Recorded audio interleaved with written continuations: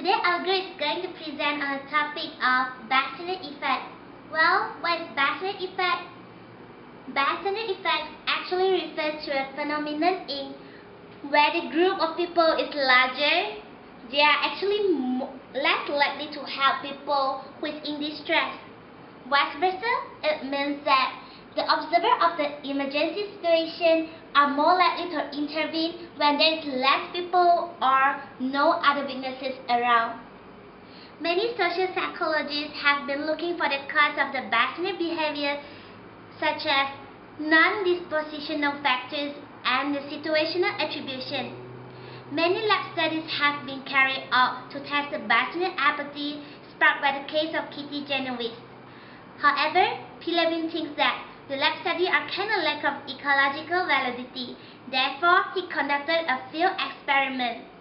Finally, he came up with two new concepts, which is pluralistic ignorance and the diffusion of responsibility. My name is Dylan. I'm here to talk about the murder case my colleague mentioned earlier, the murder of Kitty Genovese. This murder case led to the study of the bystander effect. But unlike any other murder case, this one was different. Let me show you why.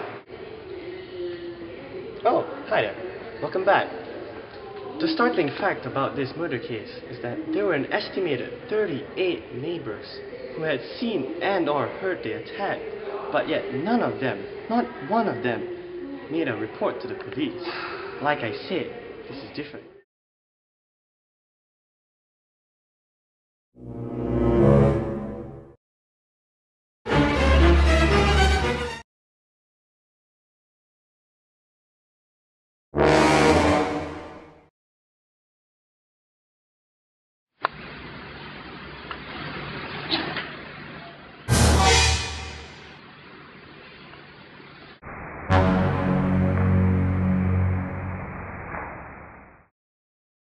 Hi there, Ben here. So in early lab experiments, people will be placed in situations like a smoke-filled room. Why? To investigate if people would sound the alarm. Usually when this experiment takes place, there will be only one participant and the rest will be Confederates. So what are the findings? The finding was the more the bystander increased, less people would sound the alarm. In this experiment, there were two teams. Team number one, we watched the model, which is the model. In the model team, there were two males and two females. And team number two were the victim team.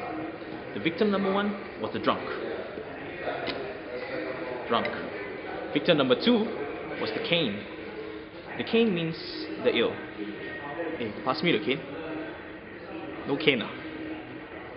Anyway, what are the canes? So what are the findings? Findings says that more people help the victim with the cane instead of the victim who were drunk. Hi, I'm Zhenyi here. There are two major factors that contribute on a bystander effect. Firstly is the diffusion of responsibility. People are less likely to help someone if there are others present. Furthermore, perceive responsibility as being shared between all the others, and therefore see themselves as less being personally responsible.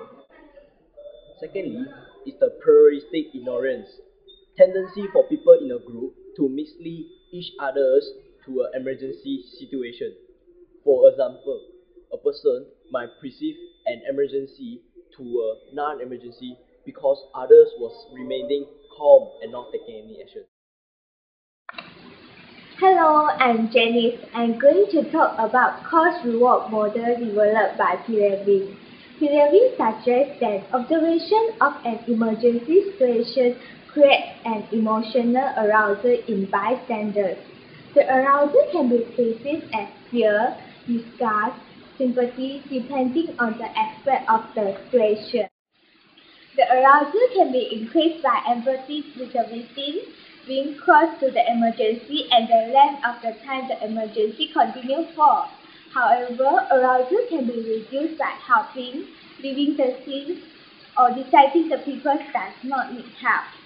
Therefore, according to this model, we are motivated to help people not by altruism, but as a way of reducing our unpleasant feelings. When the cost of helping, such as effort, embarrassment, possible physical harm, is higher than the cost of not helping, such as self-blame, perceived censure from others, the person will not get help. However, when the rewards of not helping, such as getting on with one's own business and not incurring the cost of helping, is lower than the rewards of helping, such as praise from self, onlooker, and within, the person will give help. For example, the cost-reward analysis applied during the Good Samaritanism experiment. The drunk is helped less often because the cost of helping is greater. For example, helping a drunk person can cause disgust or harm. The cost of not helping is less, because nobody will actually blame you for not helping a drunk person because they perceive him should be responsible for his own actions. The criticism of cost-reward model is that it actually takes a really negative view of people. Altruism means that unselfish behavior and is purely based on another people's needs. However, the prevailing cost-reward model is actually assume that we have never acted altruistically before.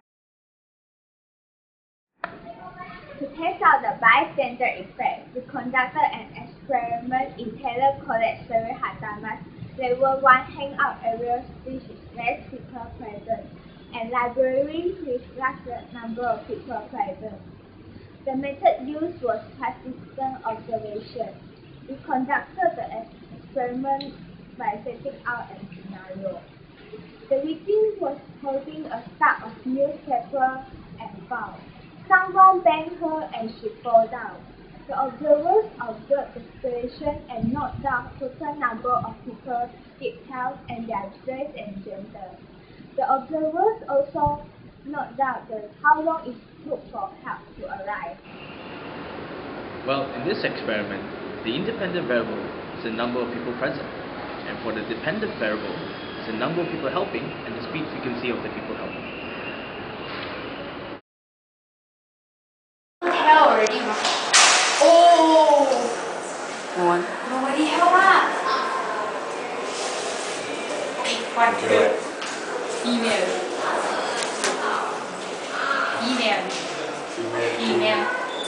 One. Boys. Chinese. Can you say the race? One is Chinese, one Malay.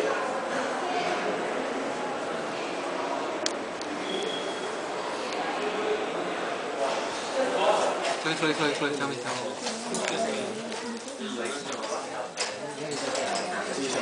Yeah.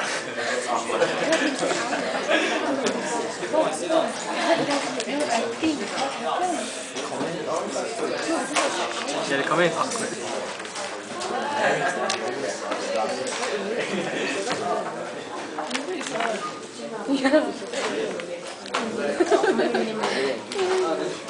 Is it done? I'm recording you recording this. Is it recording? Do I have the like? Yeah.